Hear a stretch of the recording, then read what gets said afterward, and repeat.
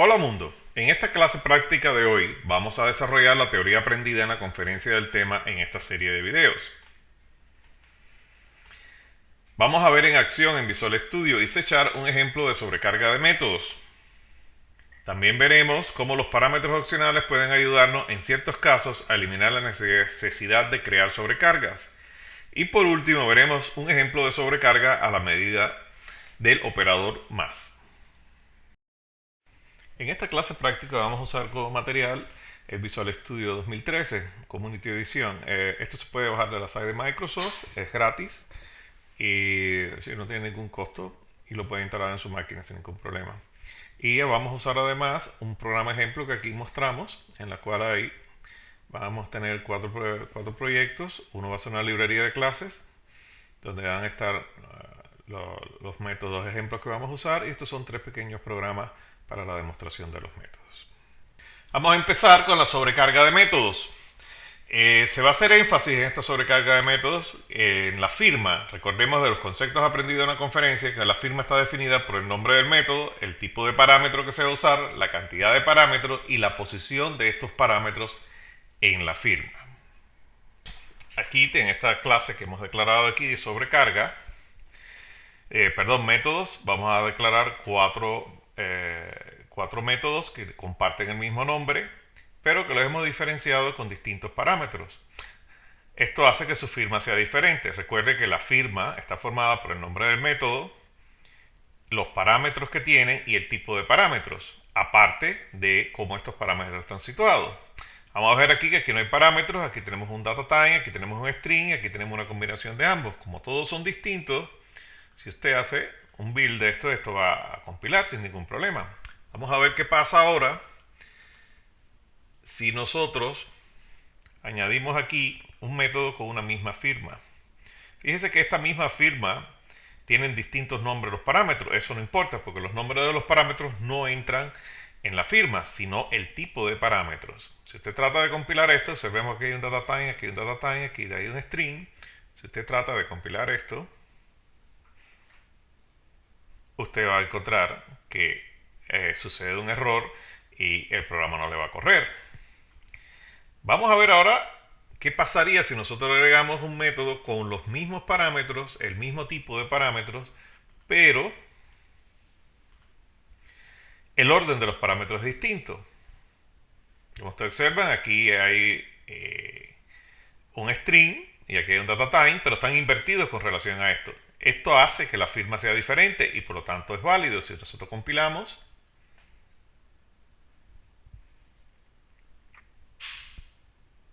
observamos que compila sin ningún problema.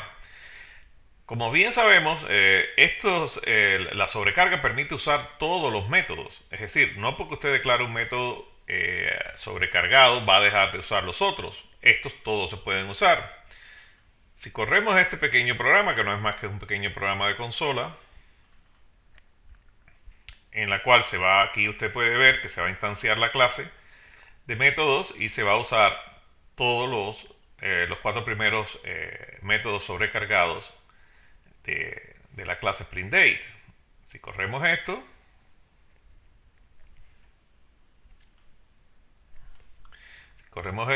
podemos ver que el primer método, aquí pues tenemos un readme aquí que para la ejecución, va a imprimir the day is y la fecha.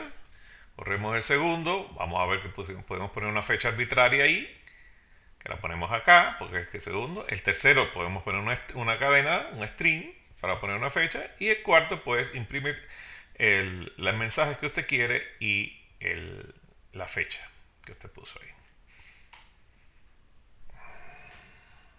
Con esto hemos terminado este ejemplo de métodos, de sobrecarga de métodos. Ahora pasaremos a ver el uso de parámetros opcionales.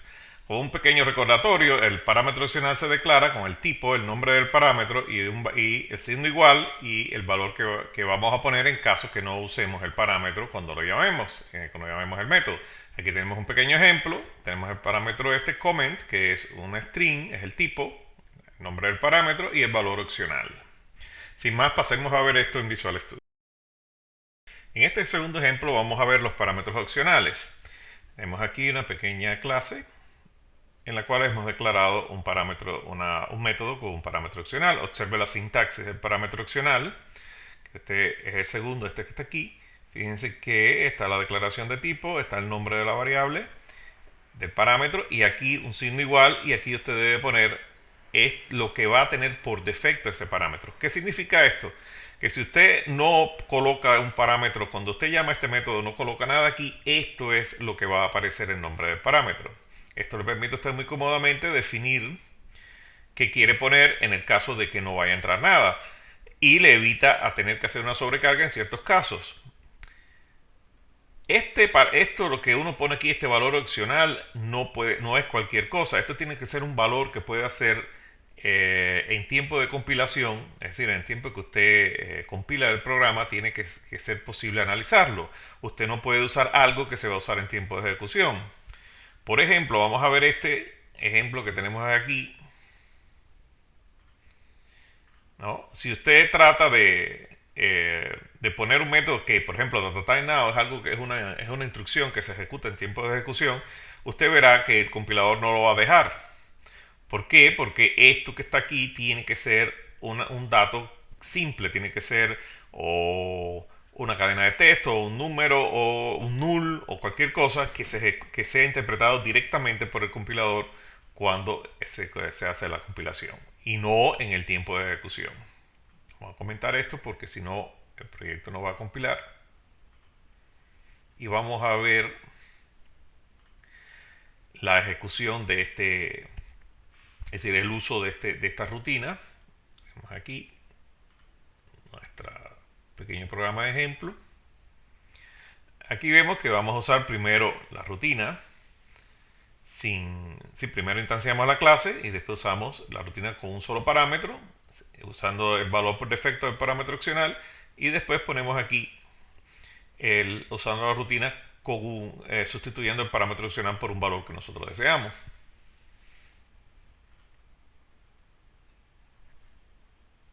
Si ejecutamos esto, vemos que aquí pone el valor por defecto que habíamos visto, y el programa paró aquí, ¿no?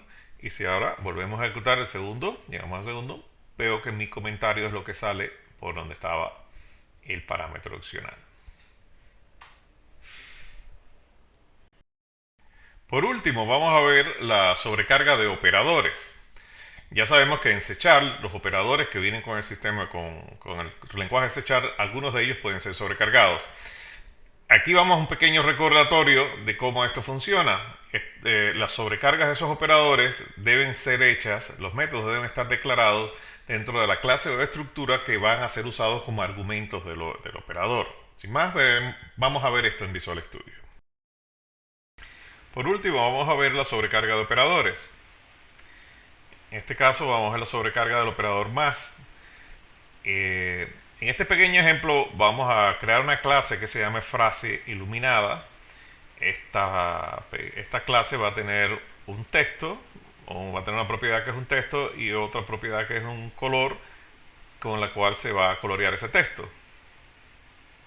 Esto no es más que el constructor. Y aquí vemos cómo, es decir, cuando uno hace un overload de un operador, uno tiene que ponerlo dentro de la clase o dentro de la estructura que se va a hacer la sobrecarga de ese operador. En este caso lo vamos a poner dentro de nuestra clase frase iluminada.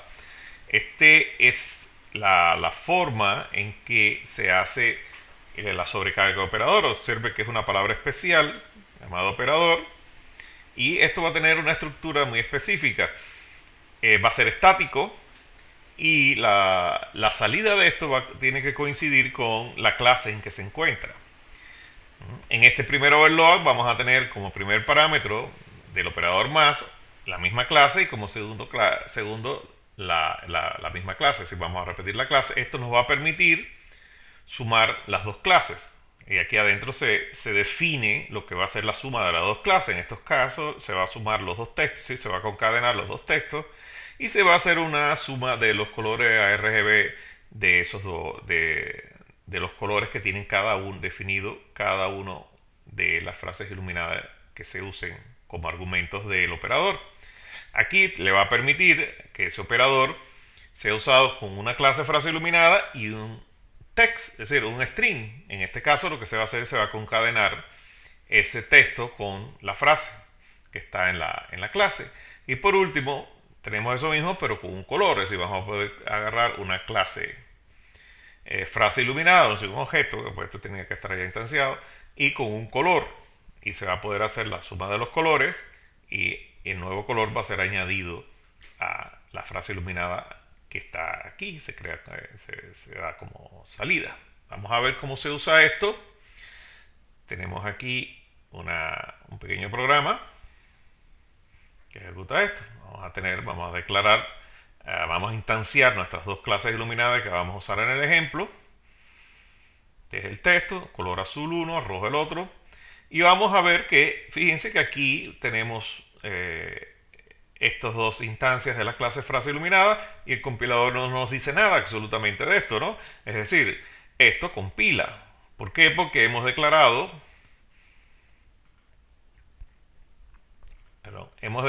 aquí que nosotros podemos poner en el operador estas dos clases como derecho e izquierdo. Lo mismo tenemos aquí, en la segunda parte del programa, que tenemos una instancia de la clase iluminada y tenemos un texto. Y aquí tenemos igual una instancia de la clase iluminada y un texto. Ahora fíjese bien. Vamos a descomentar esto que está acá. Nosotros descomentamos y ponemos la frase, el texto delante de la clase iluminada. Fíjese bien que el compilador dice que eso no es posible. ¿Por qué? Porque nosotros no hemos declarado ningún método en la cual usted pueda sumar un texto con una frase iluminada. Aquí no hay propiedad conmutativa. Es decir, no es lo mismo poner el texto aquí y la clase aquí que la clase aquí y el texto aquí. Si usted quiere tener esto, usted tuviera que declarar